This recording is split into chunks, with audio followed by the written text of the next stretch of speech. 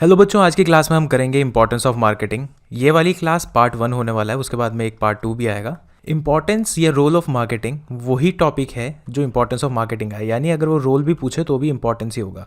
इसका एक दूसरा नाम ये भी हो सकता है कि importance of marketing as a business function बता दो, तो उसके अंदर भी हमें इंपॉर्टेंस ऑफ मार्केटिंग ही लिखनी है। इसके अंदर हमारे टोटल 35 इंपॉर्टेंस हैं, 35 इंपॉर्टेंस, ताकि तुम्हें क्रैम ना करनी पड़े। इस करके उसको हम 4 पार्ट्स में डिवाइड कर सकते हैं ताकि उसको याद रखना आसान हो जाए। सबसे पहला पार्ट है कि इंपॉर्टेंस एक बिजनेस या एंटरप्राइज के लिए क्या हो सकती है। दूसरे पार्ट के अंदर हम ये देखेंगे कि मार्केटिंग का कंज्यूमर यानी उपभोक्ता के लिए क्या क्या उसके फायदे हो सकते हैं। थर्ड पार्ट में हम सोसाइटी या देश के लिए देखेंगे, और चौथे और फाइनल पार्ट में हम उसकी देश की इकोनॉमी के अंदर क्या योगदान रहता है, इसके हिसाब से हम इंपॉर्टेंस देखेंगे। अब हम देखेंगे मार्केटिंग के एक बिजनेस या एंटरप्राइज और फर्म्स के लिए क्या बेनिफिट्स हो सकते हैं। इसके अंदर टोटल 12 पार्ट्स हैं, उनको चेक कर लेते हैं। सबसे पहला बेनिफिट जो कि किसी बिजनेस एंटरप्राइज या फिर फर्म को हो सकता है वो है कि प्लानिंग और डिसीजन में मार्केटिंग मदद करती है। अब तुम पूछोगे कि किसी बिजनेस के लिए प्लानिंग डिसीजंस के अंदर मार्केटिंग कैसे मदद करती है। तो मार्केटिंग का रोल ये रहता है कि कोई सा भी अगर हमें प्रोडक्ट बनाना है तो उसके लिए हम पहले रिसर्च एंड डेवलपमेंट करते हैं। हमें ये देखना रहता है कि मार्केट के अंदर क्या चीज़ें चल रही हैं, हमें किस तरीके से उन चीज़ों को टैकल करना है। तो ये सारा मार्केटिंग के अंदर ही आता है, इसलिए बिजनेस एंटरप्राइजेस को प्लानिंग और बाकी डिसीजंस लेने में मार्केटिंग काफ़ी ज़्यादा मदद करता है। दूसरा पॉइंट है हमारा existence and success of business. अब किसी भी बिजनेस का सबसे पहला मोटिव होता है प्रॉफिट कमाना, और जब भी उसको प्रॉफिट कमाना है तो प्रॉफिट कमाने के लिए उसको एक बहुत अच्छी चीज़ चाहिए जो कि है उसकी सेल ज़्यादा होनी चाहिए। सेल ज़्यादा होने के एक बहुत इंपॉर्टेंट फैक्टर होता है कि उसका मार्केटिंग कैसा है। अगर उसकी मार्केटिंग कहीं ना कहीं अच्छी रहेगी तो उसकी सेल ज़्यादा होगी, और सेल ज़्यादा होने से उसको प्रॉफिट ज़्यादा होगा। तो किसी भी बिजनेस को अगर सक्सेसफुल होना है और उसको अस्तित्व के अंदर रहना है तो उसको मार्केटिंग करनी पड़ेगी। इसको हम इस तरीके से भी देख सकते हैं कि कंपटीशन बहुत ज़्यादा चल रहा है इस वक्त, हर चीज़ के अंदर कंपटीशन बहुत ज़्यादा है, और अगर कंपटीशन को बीट करना है, कंपटीशन से आगे निकलना है, तो तुम्हें मार्केटिंग बहुत ज़्यादा अच्छी करनी पड़ेगी। और जब मार्केटिंग अच्छी होगी तो हमारा बिजनेस सक्सेसफुल रहेगा, जिसके कारण वो काफ़ी लंबे समय तक एग्जिस्टेंस में रहेगा। अब हम कर लेते हैं पॉइंट नंबर 3, जो कि है production according to consumers needs. अब सारा का सारा हमारा फोकस जो होता है बिजनेस का, वो होता है कंज्यूमर की सेटिस्फैक्शन लेवल को बढ़ाना। सेटिस्फैक्शन उसका जितना ज़्यादा होगा उतनी ज़्यादा वो चीज़ें खरीदेगा, ये चीज़ें खरीदेगा, उसी हिसाब से ज़्यादा चीज़ें खरीदने से हमारी सेल ज़्यादा होगी, हम कर चुके हैं। तो कभी भी हमें ये देखना है कि उसका सेटिस्फैक्शन ज़्यादा कैसे हो। अब जब सेटिस्फैक्शन ज़्यादा करना है तो हमें ये देखना रहेगा कि जो कस्टमर है उसकी नीड पूरी हो। जब जब उसे जिस चीज़ की ज़रूरत है, अगर वही चीज़ उसे मिल रही है और उसी तरीके की मिल रही है तो उसका सेटिस्फैक्शन बहुत ज़्यादा हो जाएगा। जैसे हम एक एग्जांपल ले लेते हैं कि आज कार्स के मार्केट के अंदर अगर हमें हमारी जितनी भी रोड्स हैं वो सारी उबड़ खाबड़ हैं, तो जिस भी गाड़ी का सस्पेंशन यानी जो शॉकर वाला पार्ट है झटके कम देगा, उसकी सेल ज़्यादा होगी, जिसके कारण कस्टमर का सेटिस्फैक्शन बढ़ जाएगा और प्रोडक्ट कस्टमर की नीड के हिसाब से बन के आएगा। अब आता है हमारा फोर्थ पॉइंट हमारे ये कहता है कि मैक्सिमम प्रोडक्शन और डिस्ट्रीब्यूशन ऑन मिनिमम कॉस्ट। ये पॉइंट ये कहता है कि जब कोई भी प्रोडक्ट कस्टमर की नीड के हिसाब से बनेगा तो उसके हिसाब से उसकी जिस टाइम रुचियाँ, उसकी आवश्यकता का जिस टाइम हमने ध्यान रखा, उसके कारण जितनी भी चीज़ें बन के आएंगी उनके अंदर हमारा कॉस्ट कम हो जाएगा। अब जैसे कि अगर तुमने कोई सा भी मोबाइल फ़ोन बनाया आज के टाइम में, नोकिया, आज मान लो नोकिया ने वापस अपने टच स्क्रीन फ़ोन की जगह एक नॉर्मल कीपैड वाला फ़ोन बनाना शुरू कर दिया। तो कीपैड वाला फ़ोन बना रहा है जिसकी लोगों को ज़रूरत नहीं है, उनकी नीड भी सेटिस्फाई नहीं होगी, तो उसका रिजल्ट क्या होगा कि नोकिया की जो कॉस्ट है वो कॉस्ट बढ़ जाएगी, क्योंकि ख़रीदने वाला कोई नहीं है, तो सेल ख़त्म हो गई उसकी। तो फोर्थ पॉइंट यही कह रहा है। अब आते हैं फिफ्थ पॉइंट पे, जो ये कह रहा है हेल्पफुल इन कम्युनिकेशन। इसको हम एक एग्जांपल से समझते हैं कि मान लो हम टीवी देख रहे हैं, टीवी के अंदर हमें ऐसे एडवर्टीज़मेंट आती हैं जो तुमने देखा होगा, जैसे कि जागो ग्राहक जागो और म्यूचुअल फंड वाली जितनी भी सारी एडवर्टीज़मेंट आ रही है, हमसे क्या कर रही है, हमसे कम्युनिकेट कर रही है, हमसे वार्तालाप कर रही है, हमें बता रही हैं कि क्या चीज़ें इस वक्त मार्केट में हैं, क्या चीज़ें हमें देखनी चाहिए। एक टाइम पहले वो एडवर्टीज़मेंट आती थी जिसके अंदर उपभोक्ता संरक्षण के बारे में बात होती थी। तो ये सारी की सारी चीज़ें क्या हैं, ये कम्युनिकेट कर रही हैं चीज़ों को। किसी भी प्रोडक्ट के जो पैकेजिंग है, पैकेजिंग के ऊपर इन्फॉर्मेशन दी होती है ताकि कस्टमर को पता लग सके उसमें कितनी कैलोरीज हैं, उसके अंदर कितनी चीज़ें डाल रखी हैं, इंग्रेडिएंट्स जिसको बोलते हैं। ये सारी की सारी चीज़ें क्या कर रही है, मार्केटिंग का पार्ट है जो कस्टमर से कम्युनिकेट कर रही है, कस्टमर को बता रही है कि चीज़ों को किस तरह से यूज़ करना चाहिए, तुम्हें किस चीज़ की आवश्यकता है, तुम्हें किस चीज़ की इन्फॉर्मेशन होनी चाहिए। 6th पॉइंट आता है इंक्रीज इन प्रॉफिट्स। अब ये तो सीधी सी बात है कि जिस टाइम भी मार्केटिंग हमारा अच्छा रहेगा तो उसके कारण हमारा जो प्रॉफिट है, प्रॉफिट बढ़ जाएगा। तो ये वाला पॉइंट यही बात कर रहा है कि मार्केटिंग जिस टाइम बढ़िया होगी उसके कारण हमारा प्रॉफिट भी बढ़ जाता है। 7th पॉइंट ये कह रहा है कि हेल्पफुल टू गेट मिडलमैन, कि यानी उत्पादों के वितरण के लिए जितने भी मिडलमैन की ज़रूरत होती है वो मार्केटिंग पूरी करता है। अब जैसे कि ये आदमी है, इसको कोई सी चीज़ खानी है, अगर इसको खानी है, एक चॉकलेट खानी है। अब ये चॉकलेट सीधा तो इसके पास नहीं आएगी, इसके लिए बीच में लोग चाहिए रहेंगे जिनको बिचौलिया बोलेंगे, जो कंपनी से चीज़ों को खरीद के इस तक पहुंचाएंगे। तो ये बीच वाला जो पार्ट है ये क्या है, ये मार्केटिंग ही है जो कि हेल्पफुल एंड गेटिंग मिडलमैन, यानी मिडलमैन की आवश्यकता को पूरी कर रहा है कौन, मार्केटिंग। 8th पॉइंट ये कह रहा है कि contribution in fulfilling of social objectives and responsibilities. आज के टाइम में दिसंबर 2021 चल रहा है। दिसंबर 2021 के अंदर जितनी भी हमारी मॉडर्न मार्केटिंग टेक्निक्स हैं या फिर स्ट्रैटेजीज़ हैं वो सारी की सारी आज सोशल ऑब्जेक्टिव्स और रिस्पॉन्सिबिलिटीज़ को पूरा करने में लगी हुई हैं।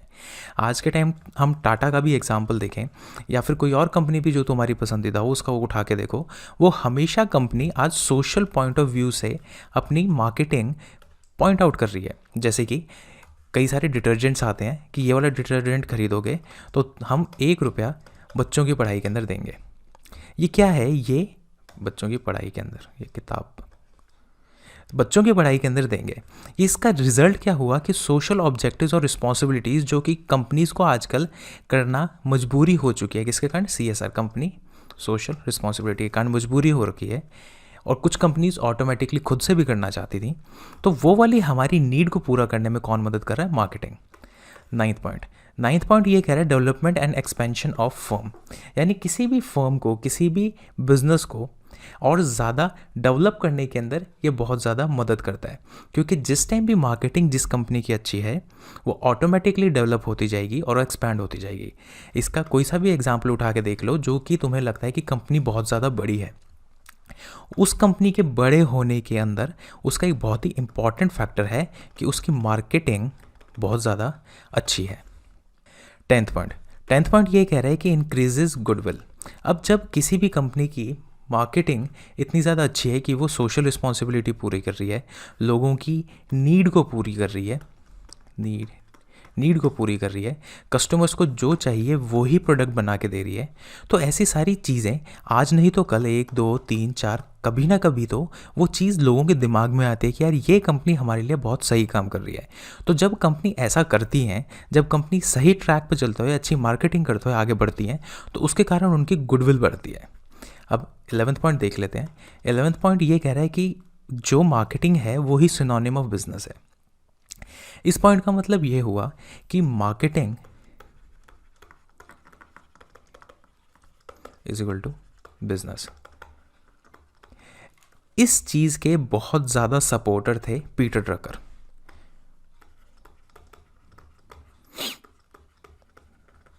पीटर ड्रकर ये कहते थे कि किसी भी बिजनेस के अंदर अगर मार्केटिंग नहीं है तो वो बिजनेस ही नहीं है। पीटर ड्रकर इस चीज़ के बारे में ये बोलते थे कि अगर किसी भी चीज़ के अंदर मार्केटिंग नहीं है तो वो बिज़नेस है ही नहीं, यानी बिज़नेस का एक बहुत ही ज़्यादा इंपॉर्टेंट फैक्टर है मार्केटिंग। अब हम किसी भी कॉमर्शियल चीज़ को उठा के देखें, कॉमर्शियल यानी जो पैसा कमाने के लिए एग्जिस्टेंस में है, उनकी मार्केटिंग अगर नहीं है तो वो बिज़नेस कहला ही नहीं सकता। आज के टाइम में अगर हम किसी NGO या फिर किसी स्कूल को फिर भी ये कह सकते हैं कि चलो तुम बिना मार्केटिंग के फिर भी पनप लोगे, लेकिन क्या कोई बिजनेस बिना मार्केटिंग के उग सकता है या ग्रो हो सकता है? बिल्कुल नहीं हो सकता। इसीलिए उसको कहा गया है कि ये एक सिनोनिम है बिजनेस का। 12th पॉइंट ये कह रहा है कि सक्सेस इन इंटरनेशनल ट्रेड। अब जब सारी चीज़ें एक साथ हो रही हैं, सारी चीज़ें बहुत बढ़िया तरीके से चल रही हैं, जैसे कि कस्टमर की नीड्स को हमें देखना आ गया, उसके हिसाब से हमें चीज़ें बनाना आ गया, जब ये सारी चीज़ें हो रही हैं तो कोई भी कंपनी अपने डोमेस्टिक मार्केट से बढ़कर अब इंटरनेशनल मार्केट की तरफ जाएगी, जिसके कारण उसका सक्सेस इन इंटरनेशनल ट्रेड भी हो जाएगा। अब हम कर लेते हैं कि किसी भी मार्केटिंग का फ़ायदा कंज्यूमर के लिए क्या होगा। हमारा पहले तो दिमाग सिर्फ इतना ही कहता है कि अगर मार्केटिंग कर रहा है तो मार्केटिंग का सबसे मेन फ़ायदा तो बिजनेस के लिए होना चाहिए, लेकिन ऐसा नहीं है। कंज्यूमर को भी मार्केटिंग का फ़ायदा है, जिसका हम 8 पॉइंट्स के अंदर कवर करेंगे। देखते हैं किस तरह से होता है। कंज्यूमर के लिए सबसे पहला फ़ायदा ये है कि उसको मार्केट की इन्फॉर्मेशन मिलती रहती है कि क्या चल रहा है। अब जब पूरे के पूरे देश के अंदर मार्केटिंग बहुत ज़्यादा अच्छी हो रही है, तो जब मार्केटिंग बहुत ज़्यादा अच्छी हो रही है तो मार्केट के अंदर क्या चल रहा है ये किसको पता लग रहा है? ये कंज्यूमर को पता चल रहा है, जिसके कारण कंज्यूमर बहुत सही डिसीजन ले पाता है। जैसे आज के टाइम में अगर हमें कोई सा भी बिस्किट खरीदना है तो कौन सा बिस्किट इस वक्त सबसे सही है, कौन सा बिस्किट का बहुत ज़्यादा फ्लेवर अच्छा चल रहा है, ये सारी की सारी इन्फॉर्मेशन मार्केट में जो चल रही है वो हमें पता लगती है कंज्यूमर को। अब जैसे कि कुछ टाइम पहले क्या हुआ था कि बिस्किट्स के अंदर बहुत मेजर चेंज आया था। उनके वो बिस्किट्स जो थे वो मैदा के नहीं बल्कि अब डाइजेस्टिव बिस्किट्स आने लगे थे। हालांकि इससे पहले 2014 से पहले से आ रही है, लेकिन डाइजेस्टिव बिस्किट्स आने लगे थे। अब डाइजेस्टिव बिस्किट्स का बहुत ज़्यादा मार्केटिंग होने लगी, जिसके कारण कंज्यूमर्स को पता लगने लगा कि एक इस वक्त मार्केट के अंदर बिस्किट आ चुका है जो कि मैदा नहीं है, जो डाइजेस्टिव है, जिसके कारण हमारी हेल्थ भी बेटर रहेगी। तो ये जो चीज़ है, ये जो इन्फॉर्मेशन है कंज्यूमर के पास कैसे पहुंची, वो पहुंची मार्केटिंग से। दूसरा पॉइंट है फुलफिलमेंट ऑफ नीड्स। अब जब मार्केटिंग अच्छी है, जब उसके अंदर रिसर्च अच्छी है, तो उसका फ़ायदा ये होता है कंज्यूमर को कि हमें जो सी चीज़ चाहिए वही हमें मिलेगी। जो कि हमने पहले एक एग्जांपल के अंदर किया था कि कोई से भी कार है जो कि खड्डों पे चलनी चाहिए तो उसका सस्पेंशन अच्छा होना चाहिए, जिसके कारण कंज्यूमर की नीड ज़रूरतें फुलफिल हो रही हैं। तीसरा पॉइंट है अवेलेबिलिटी ऑफ प्रोडक्ट्स। अब जब बहुत अच्छी रिसर्च हो रही है, हमारी नीड फुलफिल करने के बारे में कंपनी सोच रही है, तो जो प्रोडक्ट्स होंगे इस वक्त मार्केटिंग में, जो इस वक्त मार्केट के अंदर प्रोडक्ट्स हैं, वो सारे के सारे प्रोडक्ट्स से फ़ायदा किसको होगा? वो फ़ायदा होगा कंज्यूमर को। कंज्यूमर को बहुत अच्छी तरीके के प्रोडक्ट्स मिल पाएंगे, बहुत ज़्यादा अच्छी क्वालिटी की होगी, बहुत ही कम रेट होगा और हमारी नीड्स के हिसाब से वो प्रोडक्ट्स बनाए गए होंगे। चौथा पॉइंट है इंक्रीज इन नॉलेज। मार्केट के अंदर जितनी भी चीज़ें चल रही हैं उस चीज़ की नॉलेज कंज्यूमर को होने लग जाएगी, जिसके कारण उसको नॉलेज मिलेगी। फिफ्थ पॉइंट है leisure and comfort. In the end आदमी जो भी काम करता है वो खुद की सेटिस्फैक्शन के लिए करता है, ताकि उसकी ज़िंदगी बहुत ही ज़्यादा आरामदेही बन जाए। अब जब चीज़ें मार्केट में ऐसी आने लग गई जिसकी हमें ज़रूरत है, तो उससे हमारा कंफर्ट, हमारी ज़िंदगी जीने का तरीका, हमारा आराम बढ़ जाता है। छठा पॉइंट ये कह रहा है प्रॉपर यूज़ ऑफ मनी। अब कंज्यूमर के इन्फॉर्मेशन भी है कि मार्केट में क्या क्या चल रहा है, उसके हिसाब की चीज़ें भी हैं उसके पास, और खूब सारे प्रोडक्ट्स हैं और उस सारों की उसके पास नॉलेज भी है। तो इससे कंज्यूमर जो है वो पैसा सही जगह इन्वेस्ट कर पाता है। सेवंथ पॉइंट ये कह रहा है अवेलेबिलिटी ऑफ न्यू प्रोडक्ट्स। हमारी ज़रूरत के हिसाब से ऐसी चीज़ें बनने लग जाती हैं जो कि हमारे कंफर्ट को और ज़्यादा बढ़ाएंगी। अवेलेबिलिटी ऑफ न्यू प्रोडक्ट्स ये और कहता है कि जब भी हमें कोई सी भी चीज़ की आवश्यकता पैदा हुई, जैसे कि इस वक्त हमें N95 मास्क की ज़रूरत हुई, तो N95 मास्क एक हमारे लिए इंडिया के अंदर ये एक न्यू कॉन्सेप्ट था, वो हमारी नीड्स को देखा गया और बना दिया गया, जिसके कारण कंज्यूमर को जो नई नई चीज़ें हैं वो मिलने में आसानी हो जाती है। आठवां पॉइंट ये कह रहा है benefit of after sale service. ये हमने क्लास में भी किया हुआ है कि मार्केटिंग सिर्फ चीज़ को बनाना नहीं होता। मार्केटिंग एक बहुत बड़ा कंसेप्ट है जिसके अंदर मार्केटिंग शुरू हो जाता है चीज़ को बनाने से पहले और ख़त्म होता है बनाने के बाद भी। तो ये उसी की बात कर रहा है। जिस टाइम मार्केटिंग सही होगी, बहुत अच्छी होगी, तो कस्टमर को आफ्टर सेल सर्विस ज़्यादा बेहतर मिलेगी। चीज़ों जैसे कि हम एग्जांपल ले लेते हैं, कोई सी भी गाड़ी है, अगर किसी कंपनी की मार्केटिंग स्ट्रैटेजी बहुत अच्छी होगी तो गाड़ी की आफ्टर सेल सर्विस बहुत अच्छी दी जाएगी, जिसका इन द एंड फाइनली फ़ायदा किसको हो रहा है? कंज्यूमर को हो रहा है। तो आज की क्लास में हम पार्ट 1 के अंदर सिर्फ इतना ही करेंगे। पार्ट 2 के अंदर जो हमारे बाकी 4 में से बचे हुए हैं, 3 और 4, हम उसको कवर करेंगे। बाय।